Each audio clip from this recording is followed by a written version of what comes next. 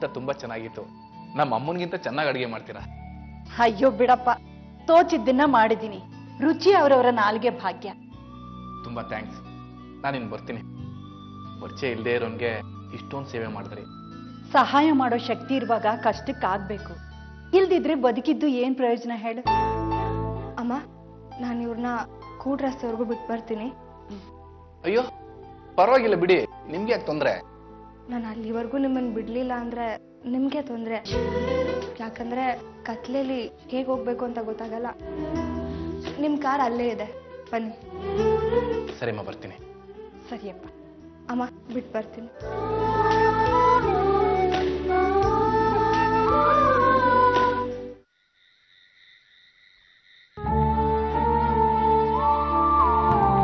ನನಗಿಷ್ಟೊಂದು ಉಪಚಾರ ಮಾಡೋ ಅಗತ್ಯ ಏನಿತ್ತು ಅನ್ನೋದು ಈ ಕ್ಷಣಕ್ಕೂ ನನಗೆ ಅರ್ಥ ಆಗಿಲ್ಲ. ನೀವು ನಮ್ಮವ್ರು ಅನ್ಸಿದ್ರಿ, ಅದಕ್ಕೆ ನಮ್ಮವ್ರ ಥರ ನಿಮ್ಮನ್ನ ನೋಡ್ಕೊಂಡೆ. ಹೌದಲ್ಲ, ಮರ್ತಿದ್ದೆ. ನಾನು ನಿಮ್ಮ ಕನಸಲ್ಲಿ ಪರಿಚಯದ ಹುಡುಗ ಅಲ್ವಾ? ನಿಮಗ್ ನಾನು ಹೇಳೋದೆಲ್ಲ ಸುಳ್ಳು ಅನ್ಸುತ್ತಾ? ಚೇಚೆ, ಹಾಗಲ್ಲ. ಇನ್ಫ್ಯಾಕ್ಟ್ ಎಲ್ಲೋ ಒಂದ್ ಕಡೆ ನೀವು ನಮ್ಮವ್ರೆ ಅನ್ನಿಸ್ತು. ತುಂಬಾ ಹಳೆ ಪರಿಚಯ ಅನ್ನೋ ಫೀಲ್ ಕೂಡ ಆಯ್ತು. ಆದ್ರೆ ಆ ಫೀಲ್ ಬಂದಿದ್ದು ಕನ್ಸಿಂದ ಮಾತ್ರ ಅಲ್ಲ. ನಿಮಗೂ ಕನ್ಸು ಬೀಳುತ್ತಾ? ಬೀಳುತ್ತೆ, ನೆನ್ಪಿರಲ್ಲ. ಆದ್ರೆ ಒಂದು, ನಂದು ರಿಸರ್ವ್ಡ್ ಕ್ಯಾರೆಕ್ಟರ್. ಬೇರೆಯವ್ರ ಜೊತೆ ಅಷ್ಟು ಬೇಗ ಬೆರೆಯೋದಿಲ್ಲ. ಆದ್ರೆ ನಿಮ್ಮ ಜೊತೆ ಹೇಗ್ ಬೆರೆತ್ನೋ ಅರ್ಥ ಆಗ್ತಿಲ್ಲ. ಮೊದಲೇ ಪರಿಚಯ ಇದ್ದವ್ರ ಜೊತೆ ಮಾತಾಡ್ತಾ ಇದ್ದೀನಿ ಅನ್ನೋ ಫೀಲ್ ಇತ್ತು. ಯಾವತ್ತೋ ಎಲ್ಲೋ ನಾವಿಬ್ರು ಭೇಟಿಯಾಗಿದ್ದೀವಿ, ಮಾತಾಡಿದೀವಿ ಅನ್ಸುತ್ತೆ. ಯಾರಿಗ್ ಗೊತ್ತು, ಎಷ್ಟೋ ಮಾತುಗಳಿಗೆ ಅರ್ಥ ಇರುತ್ತೆ. ಎದುರು ಬದ್ರಾಗಿದ ತಕ್ಷಣ ಗೊತ್ತಾಗಲ್ಲ. ಹೋಗ್ತಾ ಹೋಗ್ತಾ ಬಿಡ್ಸ್ಕೊತಾ ಹೋಗುತ್ತೆ. ಎಲ್ಲೋ ಹಾಕಿರೋ ಗಂಟು ಯಾರೋ ಬಿಡಿಸ್ಬೇಕಾದ್ರೆ ಕಷ್ಟ ಆಗೇ ಆಗುತ್ತೆ. ಬಿಡಿಸ್ತಿರೋದು ಅವರೇ ಅಂತ ಗೊತ್ತಾದ್ಮೇಲೆ ಹೆಚ್ಚು ಬೀಳೋ ಹಾಗಾಗತ್ತೆ. ಮರೆತ್ರೆ ಹಳೆ ದಾರಿ ಕೂಡ ಹೊಸ ದಾರಿ ಆಗಿ ಕಾಣುತ್ತೆ. ಹುಷಾರಾಗಿ ಹೋಗಿ, ನಿಮ್ ಕಾರ್ ಅಲ್ಲೇ ನಿಂತಿದೆ. ಓಕೆ. ನಾನು ಮದುವೆ ಆದ್ಮೇಲೆ ಮತ್ತೆ ಈ ಊರಿಗೆ ಬರ್ತೀನಿ. ಯಾಕೆ? ನನಗೆ ಈ ಊರು ತುಂಬಾ ಇಷ್ಟ ಆಗಿದೆ. ನೀವಿನ್ನೂ ಈ ಊರ್ನ ಪೂರ್ತಿಯಾಗಿ ನೋಡಿಲ್ಲ. ಬೆಂದಿದೆ ಅಂತ ನೋಡೋದಿಕ್ಕೆ ಒಂದಗಳು ಮಾತ್ರ ಸಾಕು ಅಂತ ಅಮ್ಮ ಹೇಳ್ತಾ ಇರ್ತಾರೆ. ಕಾಲ ಅನ್ನೋ ಅಡ್ಗೆ ಬಟನ್ ಕೈ ಕೆಳಗಡೆ ನಾವೆಷ್ಟು ಬೇಯಬೇಕು. Don't mistake me. ನೀವು ಸುಳಿತರ ಎದುರಿಗೆ ಯಾರೇ ಬಂದರೂ ಹೇಳ್ಕೊಂಡ್ ಬಿಡ್ತೀರಾ. ಎಲ್ರು ಸುಳಿ ತರೋದು ಸಾವು ಅಂತಾರೆ. ಆದ್ರೆ ಅದಕ್ಕೂ ಒಂದು ಬದುಕಿದೆ. ಬರ್ತೀನಿ. Good night.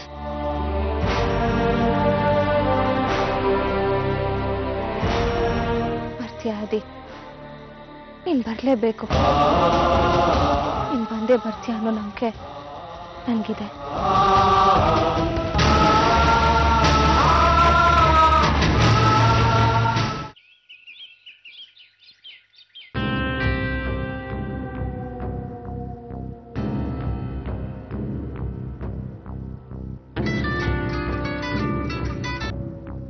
ಹಲೋ, ಯಾರು?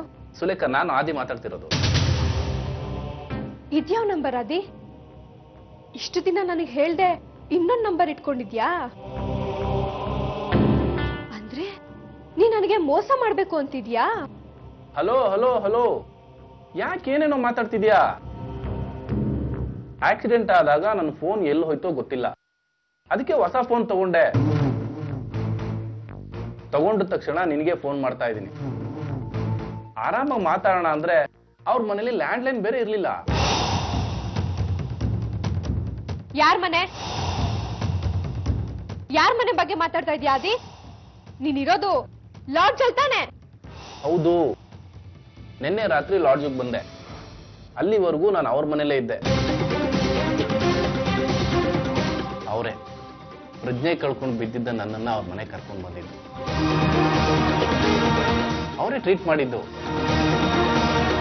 ಆ ತಾಯಿ ಮಗಳು ಕೈಗುಣದಿಂದ ನಾನು ಇಷ್ಟು ಬೇಗ ರೆಡಿ ಆಗಿರೋದು. ಯಾರ ಮಗಳ ಬಗ್ಗೆ ಮಾತಾಡ್ತಾ ಇದೀಯ ಆದಿ? ಶುಭ ಅಂತ. ನೋಡಕ್ಕೆ ಎಷ್ಟು ಚೆನ್ನಾಗಿದ್ದಾಳೋ ಮನಸ್ಸು ಅಷ್ಟೇ ಶುಭ್ರ. ತಕ್ಷಣ ಅಲ್ಲಿಂದ ಹೊರಟ್ ಬರ್ತಿರೋ ಆದಿ. ಇನ್ನು ನೀನು ಆ ಊರಲ್ಲಿ ಜಾಸ್ತಿ ದಿನ ಇರಬಾರ್ದು. ಬಂದ್ಬಿಡು, ಬೇಗ ಬಂದ್ಬಿಡು. ಅರೆ ಮ್ಯಾಡ್ ಸುಲೇಖ, ನಾನು ಇನ್ನು ಕೆಲ್ಸಕ್ಕೆ ರಿಪೋರ್ಟ್ ಕೂಡ ಮಾಡ್ಕೊಂಡಿಲ್ಲ. ಪರವಾಗಿಲ್ಲ, ಜೀವನನೇ ಹಾಳಾಗ್ತಿರುವಾಗ ಕೆಲ್ಸ ಕಟ್ಕೊಂಡು ಏನಾಗ್ಬೇಕು? ತಕ್ಷಣ ಅಲ್ಲಿಂದ ಹೊರಟ್ಬಾ. ಸುಲೇಖ ಪ್ಲೀಸ್,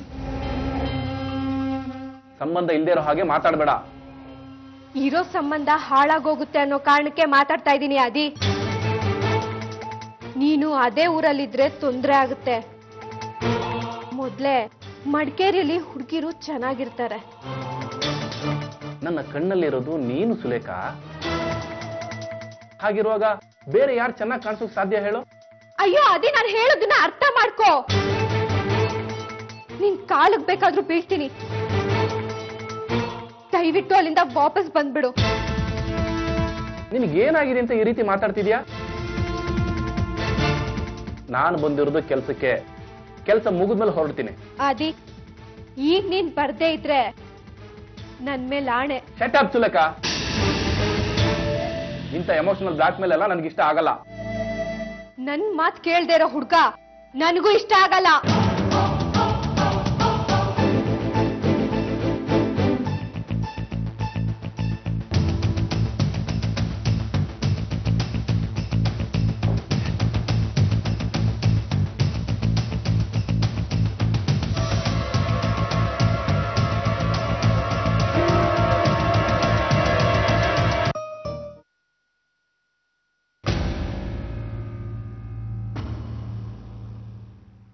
ಅತ್ತಿಗೆ ಈಗ ಬಂದ್ರ? ಈಗ ತಾನೇ ಬಂದೆ. ಇದೇ ನೀ ಮನೇಲಿ ಮದುವೆ ಕೆಲಸ ಶುರುವಾಯ್ತಲ್ಲ, ಇನ್ನ ನಾನು ಇಲ್ಲಿ ತಾನೇ ಓಡಾಡ್ಕೊಂಡಿರ್ಬೇಕು.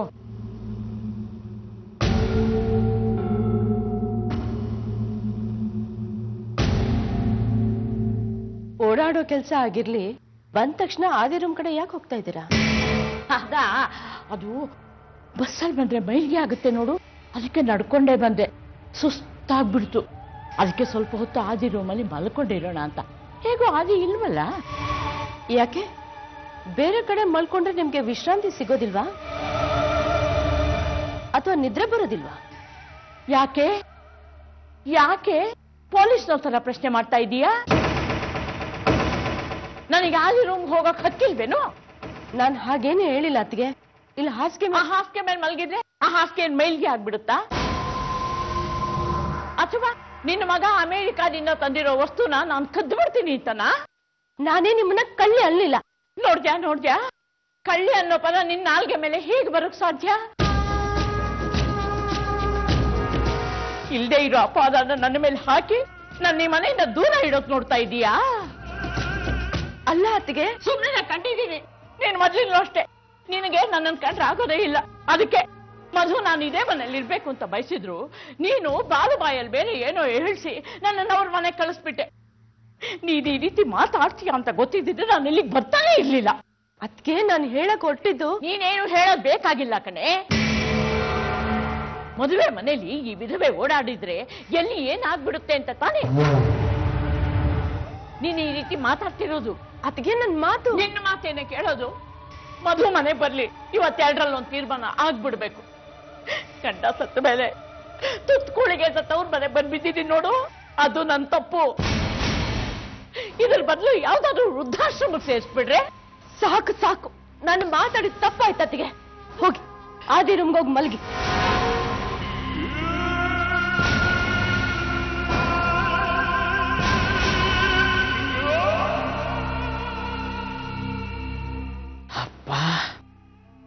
ಬಾಯಿ ಜೋರು ಇಲ್ದಿದ್ರೆ ಮೂಲೆಗೆ ತಳ್ಳಿ ಬಿಡ್ತಾರೆ.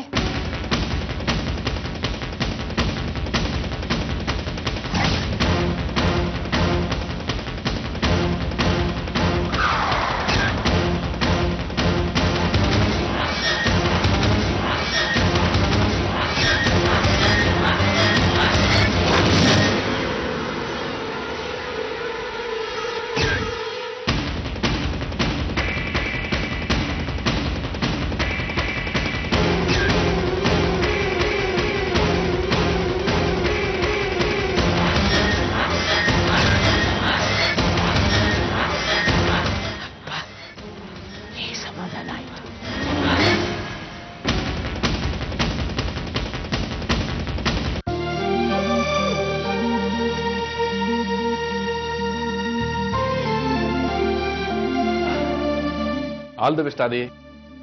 ಇವತ್ತಿಂದ ನಿನ್ ಕೆಲಸ ಶುರು ಆಗ್ತಿದೆ.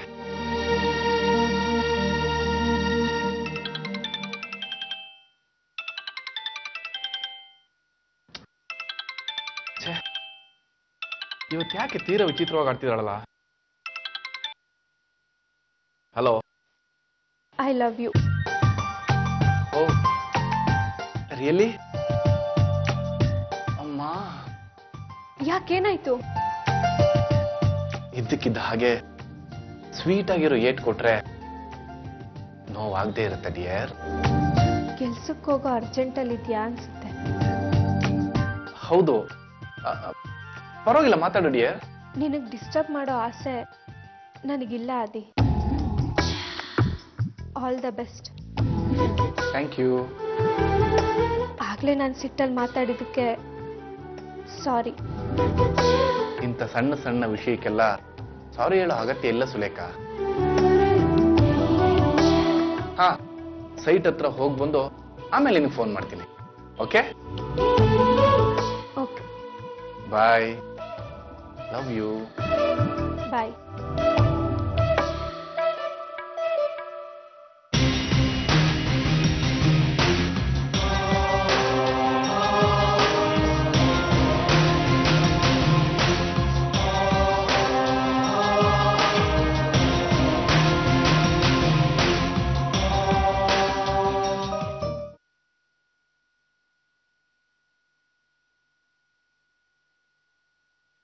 ಪ್ರಥಮ್, ಏನೋ ಮಾಡ್ತಿದ್ಯಾ? ಏನ್ ಮಾಡ್ತಿದ್ದೆ ಪುಟ್ಟ?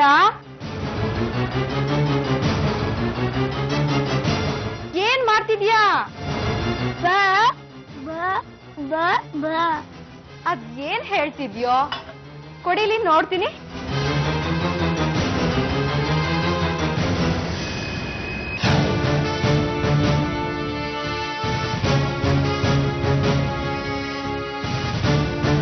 ಯಾಕೋ ಇದನ್ನೆಲ್ಲ ಬರೀತೀಯಾ? ಯಾರು ಹೇಳ್ಕೊಟ್ರ ನಿನ್ಗೆ? ಇನ್ನೊಂದ್ಸಲಿ ಇದನ್ನೆಲ್ಲ ಬರ್ದ್ರೆ ಅಷ್ಟೇ. ಅದೇನದು ಹಾಕಿ ಕಿರ್ಚಾಡ್ತಿದ್ಯಾ? ಏನ್ ಮಾಡೋದು? ಪ್ರಥಮ್ ಬರ್ದಿರೋ ಡ್ರಾಯಿಂಗ್ಸ್ ನೋಡಿದ್ರೆ ಭಯ ಆಗುತ್ತೆ. ಇಲ್ಲಿ ನೋಡಿ.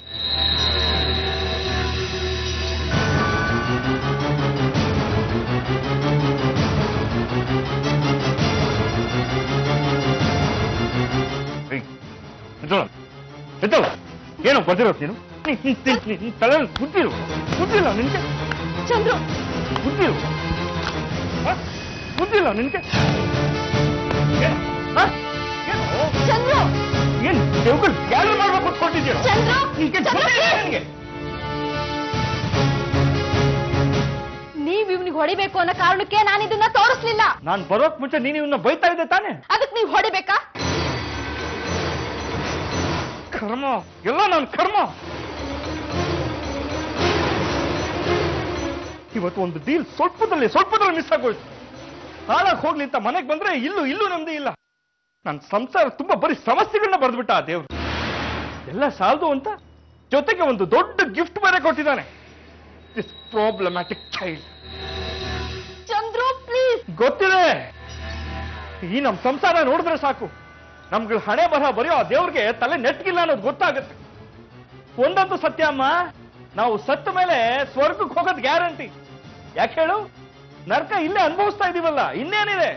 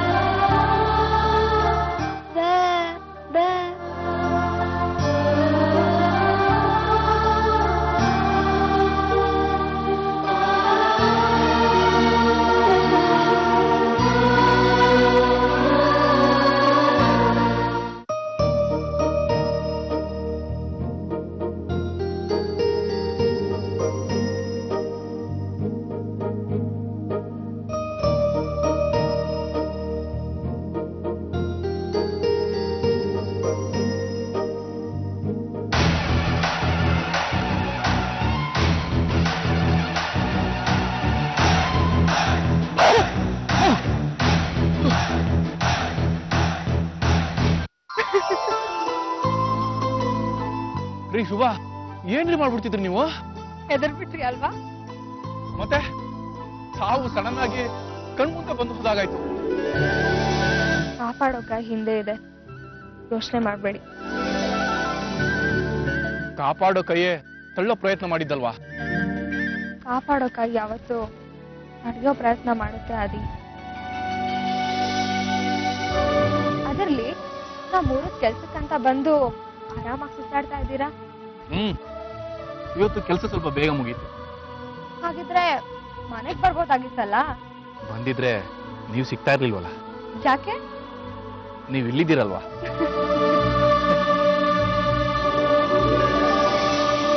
ಎಲ್ಲೇ ಇದ್ರು ನಿರಂತರವಾಗಿ ಕಾಣಿಸ್ಕೊಳ್ಳೋರ್ಗೆ ಏನಂತ ಹೇಳ್ಬೇಕು? ದೇವ್ರು. ಹಾಗಾದ್ರೆ ನೀವು ನನ್ನ ಪಾಲಿನ ದೇವ್ರ? ಖಂಡಿತ ಅಲ್ಲ. ಆದ್ರೆ ಆಕ್ಸಿಡೆಂಟ್ ಆಗಿದ್ದ ನನ್ನನ್ನ ನಿಮ್ ಮನೆಗೆ ಕರ್ಕೊಂಡೋಗಿ ಉಪಚಾರ ಮಾಡಿದ್ದ ನೀವು 100% ನನ್ನ ಪಾಲಿಗೆ ದೇವ್ರೆ. ನೀವ್ ಇಲ್ಲೇನ್ ಮಾಡ್ತಿದ್ರಿ? ನೀವು ಬರೋದಕ್ಕೂ ಮುಂಚೆ ತುಂತುರು ಮಳೆ ಬಂತು. ಮಳೆ ಬರ್ತಿದ್ದ ಹಾಗೆ ಬಿಸಿಲು ಬಂದ್ಬಿಡ್ತು. ಸೊ ಕಾಮನಬಿಲ್ ಬರಬಹುದೇನೋ ಅಂತ ಕಾಯ್ತಿದ್ದೆ. ನನ್ಗೂ ಕಾಮನ್ ಬಿಲ್ ಅಂದ್ರೆ ತುಂಬಾ ಇಷ್ಟ. ಆದ್ರೆ ಅದರ ಆಯಸ್ಸು ಕೆಲವೇ ನಿಮಿಷಗಳಲ್ವಾ? ಆನಂದಕ್ಕೆ ಯಾವತ್ತೂ ಆಯುಸ್ ಕಡಿಮೆ. ನಿಮ್ ಜೊತೆ ಮಾತಾಡ್ತಿದ್ರೆ ಮಾತಾಡ್ತಾನೆ ಇರ್ಬೇಕು ಅನ್ಸುತ್ತೆ. ಆನಂದ ಅಂದ್ರೆ ಇದೆ ಅಲ್ವಾ? ಗೊತ್ತಿಲ್ಲ, ಆದ್ರೆ ಈ ಮಾತುಕತೆ ನನಗೆ ತುಂಬಾ ಖುಷಿ ಕೊಡ್ತು. ಬಹುಶಃ ನೀವು ಏನೇ ಹೇಳಿದ್ರು ಏನೇ ಕೇಳಿದ್ರು ಅದು ತುಂಬಾ ಮುದ್ದಾಗಿರುತ್ತೆ.